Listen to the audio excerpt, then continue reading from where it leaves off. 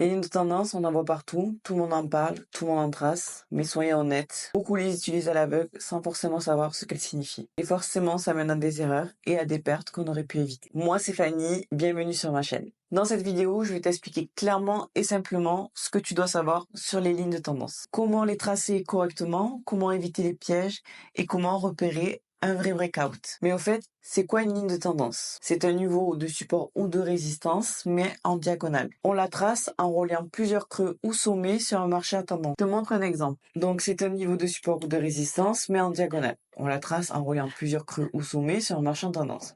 Par exemple, le marché monte, redescend un peu, remonte, corrige. Et à chaque creux, tu poses un point. Tu les relis et tu obtiens ta ligne de tendance haussière.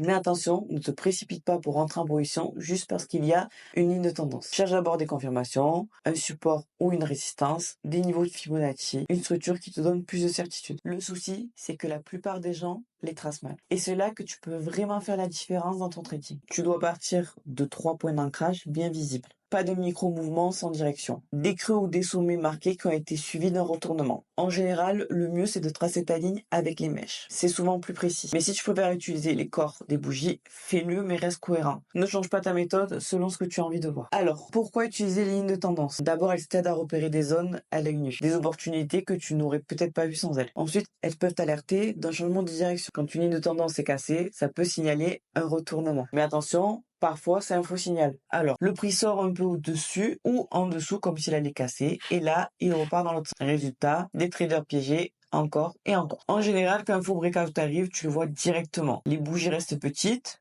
Pas de vraie impulsion, pas de force dans le mouvement. Et ça, c'est le premier signal. Le marché n'a pas l'intention de casser. Il fait semblant. Le meilleur réflexe à avoir dans ce cas, n'entre pas tout de suite. Attends la confirmation du piège, puis prends ton entrée avec un vrai avantage. Maintenant, parlons d'un vrai breakout. La différence, tu le vois dans la violence des bougies. Quand ça casse pour de vrai, les bougies sont larges, dynamiques et surtout, le mouvement continue derrière. Tu vois une suite logique, une cassure nette, puis des bougies qui enchaînent dans la même direction. Et là, tu sais que tu es probablement face à une vraie cassure. Tu vas être encore plus sûr, atteins une deuxième cassure de structure. Allez, on passe à un exemple concret. Dans le premier setup, on est sur une tendance haussière. Donc le marché crée des sommets et des creux de plus en plus hauts, classique. Mais à un moment, ça ralentit, le prix commence à stagner. Et là, on voit apparaître des sommets de plus en plus bas. Tu les relis, bam, t'as ta ligne de tendance baissière et tu vois que la tendance de fond est haussière. Tu peux t'attendre à ce que le prix parte dans cette direction, mais pas n'importe comment. Attends une cassure impulsive de la ligne de tendance, puis la cassure du sommet précédent, ça valide le momentum et tu peux entrer sur la faveur du gap ou le retest du sommet. Maintenant, parlons d'un faux breakout. Ici, on a une ligne de tendance baissière avec deux sommets clairs. Le prix revient pour tester une troisième fois et là, deux bougies haussières qui cassent la ligne. Tu te dis, ça y est, ça part. Mais attention, regarde bien, pas de force, pas de volume, les bougies sont molles. Compare avec les grosses bougies baissières à gauche, il y a zéro comparaison. Et en plus, juste au-dessus, on a des sommets égaux,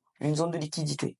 Donc en vrai, le marché vient juste chercher les stops. C'est un piège. Sois patient, regarde ce qui se passe après. Le prix redescend avec grosse bougie baissière engulfing, puis il casse le dernier creux. Là, tu as ton signal. Tu peux entrer sur une nouvelle structure, une fair value gap par exemple, avec un stop au-dessus du sommet et un objectif plus bas. On va terminer avec un cas de continuation de tendance. Toujours en utilisant la ligne de tendance, et tu vas voir comment ça peut t'éviter de rater de très belles opportunités. Dans cet exemple, on part du tendance baissière. Mais à un moment, le prix change de direction et commence à monter. Puis il redescend, comble une inefficacité et repart à la hausse. Résultat, on a 2 points d'ancrage, parfait pour tracer une ligne de tendance. À partir de là, on fait quoi? On attend que le prix revienne tester sa ligne. Et justement, quand il s'en approche, il la passe un peu en dessous. Mais il n'y a pas de force, pas d'élan. Et c'est exactement ce que tu dois repérer pour éviter de te faire piéger par un faux breakout. On laisse l'action du prix parler. Et là, boum, une bougie haussière et tu peux entrer en long ici. Tu peux entrer sur le retest de cette ancienne résistance qui est devenue un nouveau support. Donc stop en dessous et objectif sur les prochains niveaux clés au-dessus. Maintenant, dernier exemple, et franchement, celui-là, tu vas pas l'oublier. Parce qu'il montre un truc que beaucoup oublient. Les lignes de tendance sont aussi des zones de liquidité. Donc ici, on a une belle tendance haussière, des sommets et des creux de plus en plus hauts,